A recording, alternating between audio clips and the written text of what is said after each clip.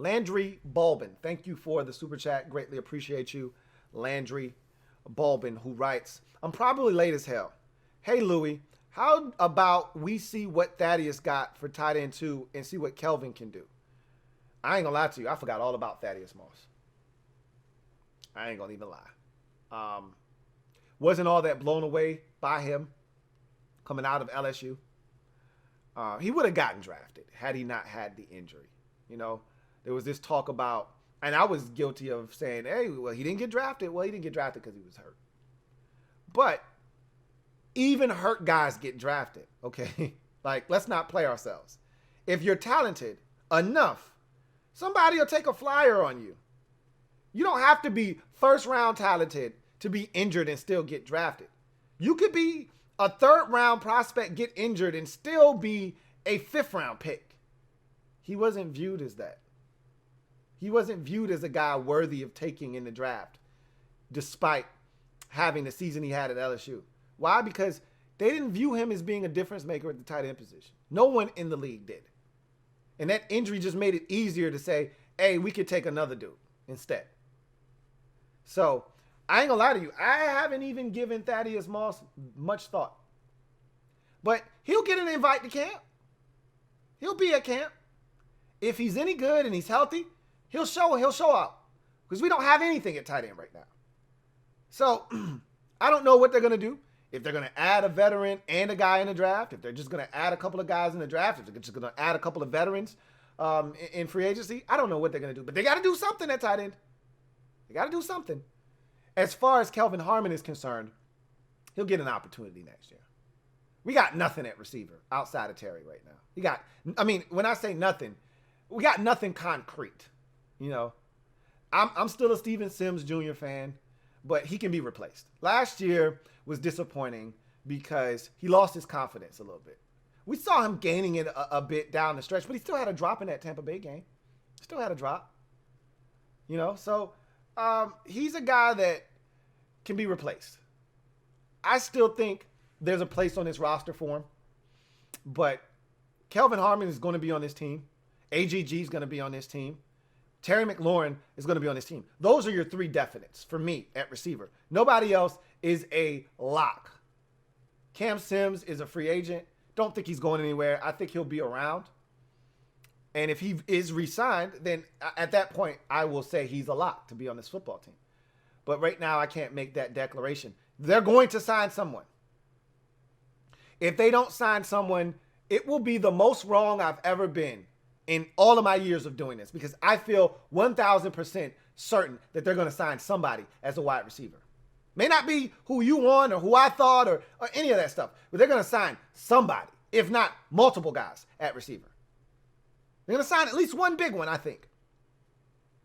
So Harmon will be back. He'll get an opportunity. Thaddeus Moss, can't guarantee you that he'll make the team, but he'll be at camp. And that's all you can ask for when you're undrafted. Brendan McCloskey, my man B-Mac, thank you for the super chat. Greatly appreciate you for, I believe this is your third one of the night, tripling up, might be your fourth. My man B-Mac writes, would you take Corey Davis? You're damn right I would. I've said that many a times. Take Corey Davis in a heartbeat. Speaking of which, perfect segue to the wide receiver discussion that I've been talking about all night long. All night long, all night, all night long, all night, all night. Let's talk about these receivers, man. So, I've put the receiver position into 3 tiers. But I'm going to read you the list of guys that I think are intriguing and that Washington will be taking a gander at. Not necessarily being all that interested in every name up here, but they will stop at these names and at least say, hey, what about this guy? What does he do well? How does he fit this offense? Let's watch some tape on this guy. We start with A.J. Green, 33 years old. Not what we're looking for. I don't think he's a guy that we're interested in. He's 33 years old. He's coming off of what I would deem a lackluster season. He still thinks he can play at a high level. Not going to cost you a bunch to sign A.J. Green on a one-year prove-it deal. But he's not what we're looking for at 33 years old. I don't think that's the case. Allen Robinson, 28 years old. To me, he's the cream of the crop in this year's wide receiver free agency class. And I think he's going to command the most amount of money. And, what's interesting is I'm hearing a lot of Washington fans talking about Allen Robinson and wanting him here. And look, it's not all about money anymore for guys like Allen Robinson. We saw it with Amari Cooper last year. With Cooper, I think it was more about being closer to home, which Dallas is, and he liked it in Dallas. It was a good fit for him. He didn't want to leave. So it didn't matter that Washington offered him more money. He was going to stay in Dallas. And, we could get into the whole tax thing and how it's probably the same amount of money because Dallas, if I'm not mistaken, doesn't have any state tax. Whatever the case may be, that doesn't matter. They went after him aggressively. They didn't get him. But they may go after Allen Robinson. The thing about Allen Robinson is he spent 7 years in this league in quarterback purgatory. 7 years playing for the likes of Blake Bortles and Chad Henne and Mitchell Trubisky and Nicholas Foles, and the list goes on and on and on. Chase Daniel, he's fed up, man. He's not looking to do the old song and dance again. He wants to link up with a legit quarterback.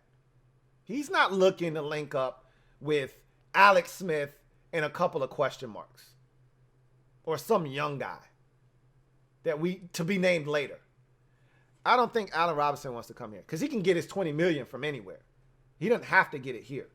If it comes down to Washington offering him $21 million a year and Indianapolis, and they're not going to do it, but just for shits and giggles, Indianapolis offering him 19 and Indianapolis lands Carson Wentz, he'd go there first. Not to say that Wentz is this all-world quarterback, but he's done it in this league at a high level before.